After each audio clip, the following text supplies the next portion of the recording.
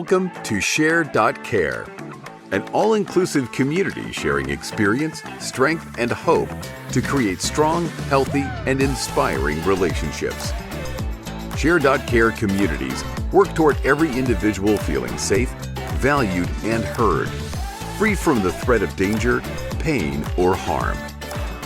Each episode, founder Damian Andrews explores the principles underpinning Share.care and invites expert special guests to share their knowledge so you can easily reap the benefits so many others experience. You hold the choice to create your future. Let it be with strong, healthy, and inspiring relationships. Hello and welcome to the Share.care podcast. Our belief is that global peace starts at home. Feeling safe, valued, and heard gives you a foundation to confidently step out and make the world a happier place for everyone. Because in today's world, it's in your own selfish best interest to help others. Today, we have Helia Singh as our special guest. Now, Helia's a TED speaker, an international best-selling author, and the founder of the Wealthy Nation community. Welcome, Helia. Good morning, Andrew. Thank you very much for invitation. I'm glad to be here. Fantastic. Wonderful to have you on the show.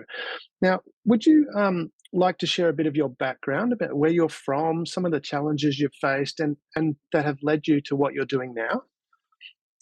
Sure. I believe we all have a story to tell, isn't it? My background, I'm from Iran. I born and grew up in Iran. And yes, when I came to Australia, I was 26 years old and I couldn't even speak English. So I had to learn self-taught English and go to uni, study and work very, very hard to get where I am now. And when I say I came to Australia, it wasn't just easy that, yes, one day I decided to come over and that's it. The next day I got a ticket, came here. No. So it was very, very tough time for me. And and I came here as a refugee.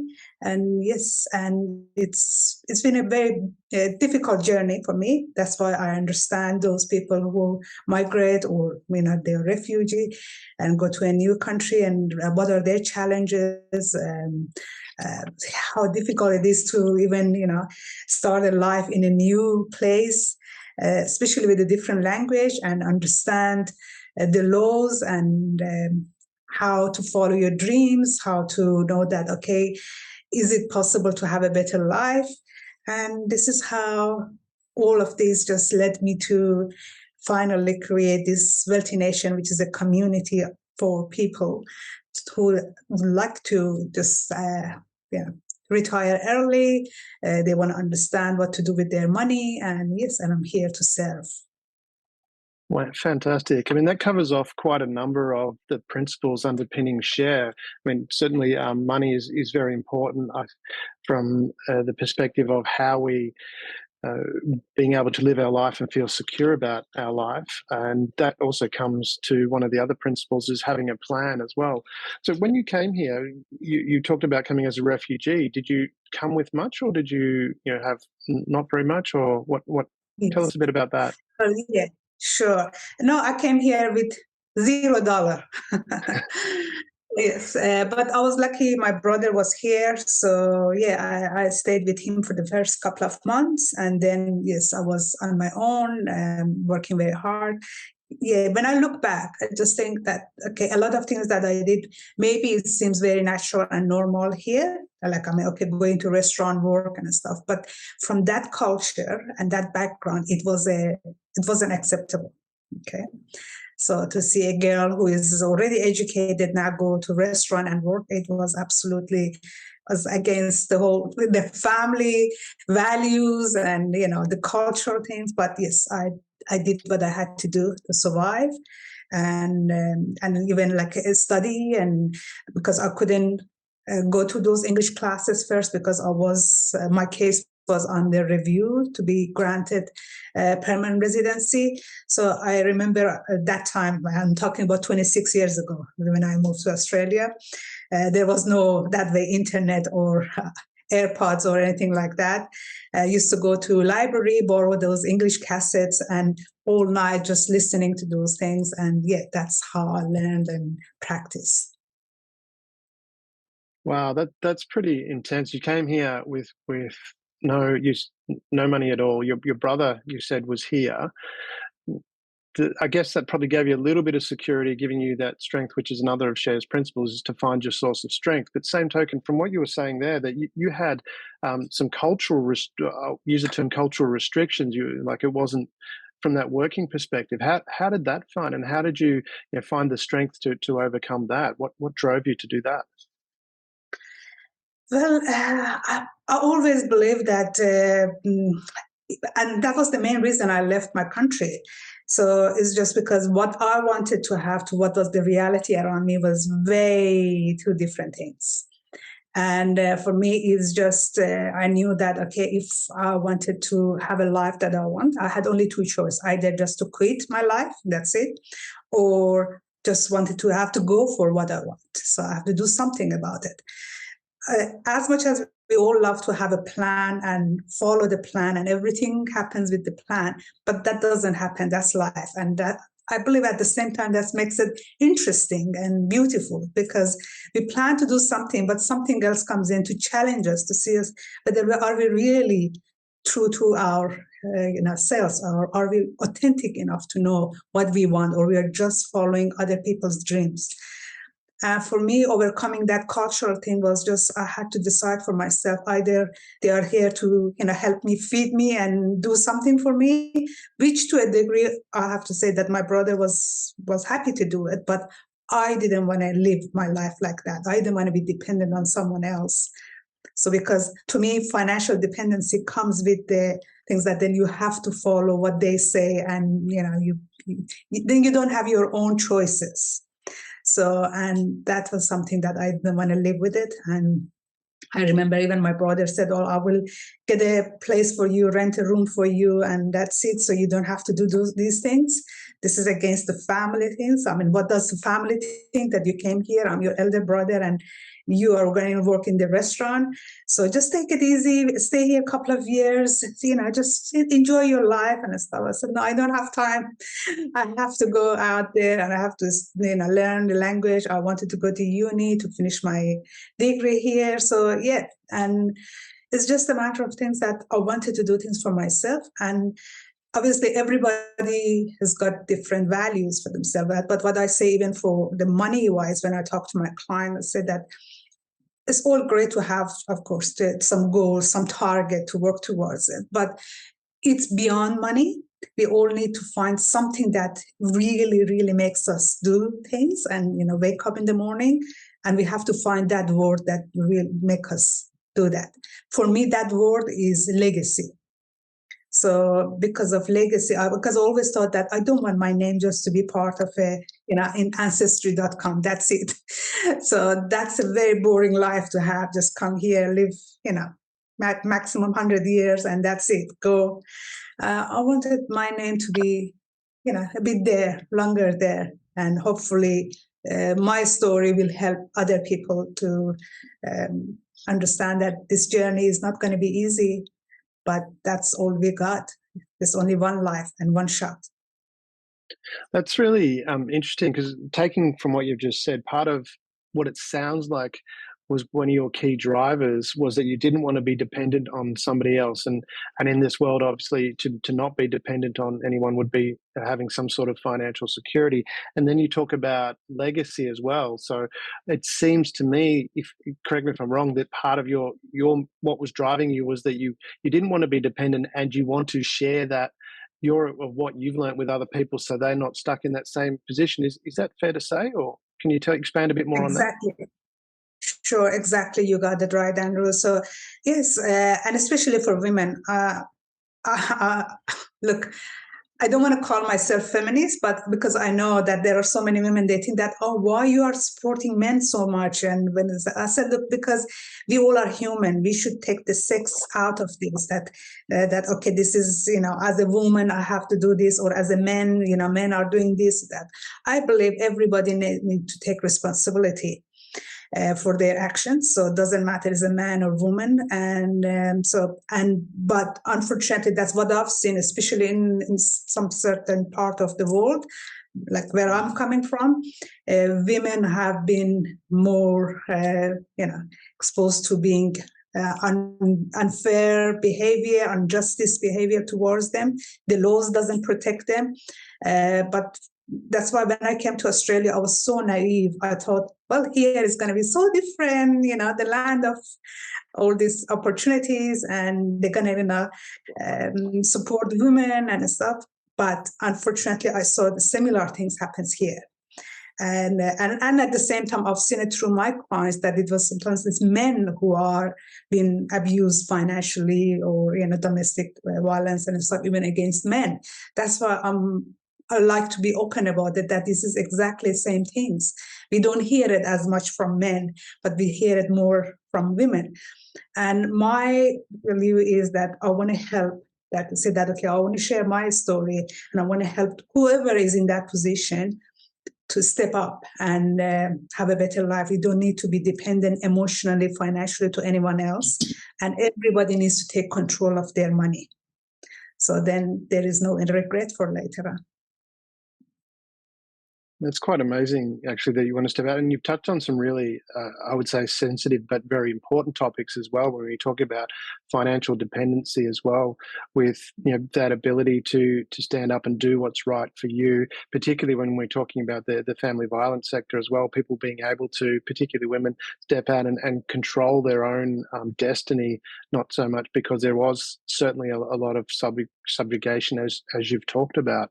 So it's really exciting that you're sharing that as well, and from that perspective of an equality side of things as well. Because I personally don't believe a gender war is helpful to anyone, but I think it's really important that people work together. And so what you're doing there. So how did that transition? So you came here, you worked, and you built up your obviously some finances. Did you have a strong financial background when you started, or is that something you've learned? Can you take us through how you got to that stage? Sure. My background now, look, I'm from a very modest, average family. So I'm the youngest out of 8. And wow. I'm a black sheep or golden sheep, whatever you want to call it. I came there and I just knew that this, this can be it, that I came to this life and live like this and die like this. No, I came here for a bigger purpose. So at least I have to do something, whatever I can do while I'm alive. And obviously, because when I was in my country during my teenage life, so there was the time we had the war between Iran and Iraq. So my teenage life was just like that. So I know it's very sad, but that's how it was. So, but I tried just to get the best out of these things, that, okay, yes, there is a better purpose. I need to do better for my life. And of course, then help others. I remember when I was in grade 12, I went to visit with one of my friends. We went to visit some girls' orphanage home in Iran. And it was very sad. And that's something that stuck with me forever, I believe. And it was that I saw that those girls, they get them married by the age of 14 to old people and stuff, because that's it. The girls, they are allowed only to study until then, because it's an orphanage home. And imagining that, oh my God, it was just by chance I wasn't born in that family. Otherwise, I would have been like these girls. So that always gave me the motive that I have to do something about it. And that's one of my dreams, that one day I will have my orphanage home for girls back in my country. And then I can help the girls to study and as long as they want. But having said that, when I came here, of course, in Iran, the only things that I was always very good at, because we didn't have money, we didn't have anything. So I was good at maths, and I was good at it, but I wasn't genius. But I found what I'm good at it, and I tried to be much better in it. And so that was my only, let's say, weapon there, to be amongst the rich kids and go to a very good school, because my results were good and my grades were good. And when I came here, and I did my honors degree in mathematics back home.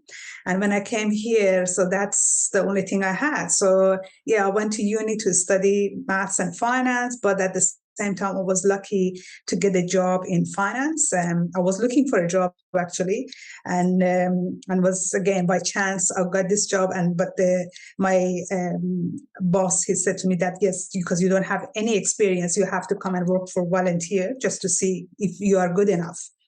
And I was there for 3 months, every day for 3 months. Took a train, go there, and study, and sitting next to him, taking notes and learning. I was just consuming all these topics. And I found that, oh, wow, this is so amazing. And especially when he was sitting with clients and I could see how much clients were happy after that conversation, that really gave me a different perspective to do the work, that you will see how is it changing people's life.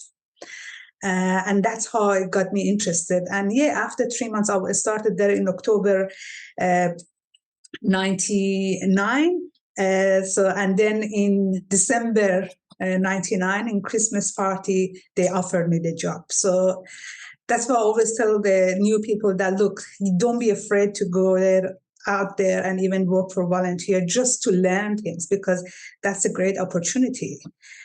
So yeah, this is how I got into finance, and I got hooked into it, and I loved it since then, because it was amazing what you can do with money. I mean, in theory, of course, we all know what to do with the money, but how we can create money, how to use things to, debt as a leverage to create more money, and how to reduce tax legally. It all were fascinating, and still it fascinates me. So yeah, that's how I got into what I am doing now. Wow, that's pretty dedicated that you decided, to go in and do that work as a volunteer to gain that experience and prove yourself. It really, to me, stands out as someone that really knows what they want, and you have that purpose, a plan to get where you want to go. How did you find it, like personally, as you say, you came here with no money, and then you had the support of your brother, which was fantastic that you had that background, and then you've actually taken these steps as a volunteer to gain experience and then get a position. In your own personal wealth creation journey, what sort of challenges did you go through? I mean, starting from zero to, as you say, you've got at least 6 zeros behind your net worth, as I understand from your blog, without getting into too much detail. But you've gone from here to somewhere where a lot of people aspire to get to, but haven't got there. What were the challenges, the key things that you needed to overcome, that you would say if someone was to do it, what are some of the key things they need to overcome to get there a little bit quicker than if they that's going to help them get there a little bit quicker? Sure. I actually talked about it briefly in my TEDx talk about this matter. And to me, I always found that fear and greed are the two biggest motivation for people when they want to invest money. But then if we try to take it, or rationally take it out, and then make a decision, I think that's the shortcut, if I may say, if there is any shortcut to success, is to take the fear and greed out of our financial decision making. And of course, to know why we want it. That why and why not is the two big questions that we need to ask ourselves when we make any financial decision. These two, and of course, I also always tell people that, those who sit there and say, okay, let's write the goals and to-do lists and stuff. This is all great. But to me, not to-do list is as important as having to-do list. Because, and the way I explain it to my clients, just say, write all your to-do lists, whatever you think you have to do. And from there, just try to take out not to-do lists, things that you don't have to do it. Because we often get overwhelmed with a lot of things. And we lose the focus on things that they're more important. So just to segregate these two things. Okay, so we don't have to take on everything. We don't have to save the world in one day, and it's one day at a time. And of course, financial success is a journey. nobody can become a millionaire overnight. So I remember the first time I made my first million, or became to that status. It took me a lot of years. So basically, by the age 46, which is about 6 years ago, I become financially independent. And to me, financial independent means I've created enough passive income to basically just replace my active income. That's it. So we don't have to make, $10 million, $100 million to feel that way. It's just to have that goal. My first goal was that I want to create an income that I don't have to work. Of course, what I do, I love to do, but yes, these are the way that I can, show people and tell and say what it really works is that what you want and why you want it and work towards it. Wow, and what you're saying there is really, I mean, for me, I remember listening to Charlie Munger, Warren Buffett's offsider, talk about that was his key thing of when he was in flight school, of working out how he might kill somebody and then not do that. So what are yours? Like you talk about a not to do list. What were the key things that would you say were on your list of not to do? What was that? Because you don't hear people talk about that often. I mean, which you think you should. Charlie Munger's talking about it and you've reiterated there. I think it's an important thing. What were your key not to do's? I don't know, maybe because, again, cultural things. I grew up to think that, okay, as a woman, I'm supposed to do certain things or, keep my home always nice and clean. I have to cook every meal to show my love and, that I'm a good mom. So it was a lot of stress and strain on myself that I have to do certain things. And it's not that I'm neglecting it now, but it's just to just relax a bit. I don't have to have that perfect house. I remember it was my daughter's, I think it was third or fourth birthday party, and I just invited people from the kindergarten. And this lady, she said to me, "Oh my God, your floor is so clean. We can really eat off the floor." And after that, I thought, okay, that was a nice compliment. But then I thought, my God, how many hours I spent cleaning that home. And no, I don't have to do that. And so just as long as it's hygiene enough, at least everybody's healthy, so fine. And just let go of things that I must do or I'm supposed to do. If we let go of that, even the same thing for men. So because I'm not a man, I can't just exactly go to those things to say that, okay, what a man thinks in terms of what they're supposed to do. But yeah, just to let go of that. That's a not to-do list. I don't have to be there all the time to, yes, my daughter, a few years ago, again, she was sick, but because I had a meeting, it was a very important meeting between 3 people. So I had to, it took us about a month to, arrange that meeting. So I took her with me. So she was already that time about 11 years old. So I put her in the car, went to meeting. She was sitting in the car, relaxing, lying down. I did my meeting. I came back. But if it was a few years ago, I never even imagined doing this. I would have said, oh no, my daughter is sick. What kind of a mother I would be if I do this? And of course, that, to me at least, that's what I say to other ladies, that there is no such a thing as life-work balance. What is in our mind, what does it mean work-life balance? That's what we need to think, not just, 9 to 5, that's work, and after 5 is that? No. And that's why I'm so fortunate to have my own business, because when I need to be there for my kids, I can do things, but at the same time, when they are sleeping in the evening, so then I'll get to do my work done, and it's not, again, work. I love what I do. So yeah, it's just that coming out of that box that we put for ourselves, the society is putting for us, and say that you have to live within the box to be happy. So that sounds like that really fits under one of our key principles as well for having a strong, healthy, and inspiring relationship, is taking responsibility. It sounds like you really took responsibility of what was right for you and decided, no, I don't need that 100% perfect clean floor. That what I need is this time and mental space, and that's more important for me. So I mean, that's a takeaway I've got from that. And all of this has led to you creating Wealthy Nation, which falls under, as I mentioned earlier today, one of the principles of having a strong, healthy, inspiring relationship is controlling your finances to give you that long-term sustainability. So tell us a bit about Wealthy Nation, where, what that is, how that helps people, how people can join and get involved. Do you want to explain a bit about that, please? Sure, sure.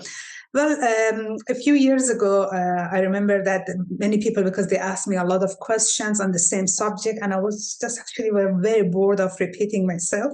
So that's why I came to this realization, okay, this question just happens all the time, so I might as well write a book about it. So that's why my first book came along a few years ago, and it's on Amazon. It's called How to Save Money When There Is No Money to Save. Because honestly, if every time somebody asked me that question, I would have kept $1. I would have made another passive income from there. I just found myself that just been doing that without even intention. That's why sometimes the goal is actually comes and takes us rather than us. I never had that thing that I have to write a book, I have to do this, but it just came along, just being aware of what people need.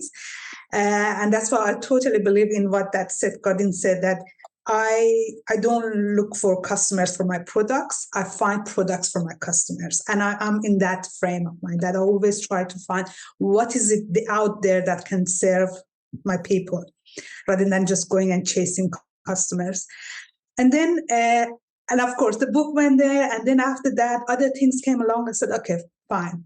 I'm going to create online courses. So then people can go there, and whatever the questions they have or they want me to explain to them, they can go there and watch it. So then I don't have to repeat myself. So that came along.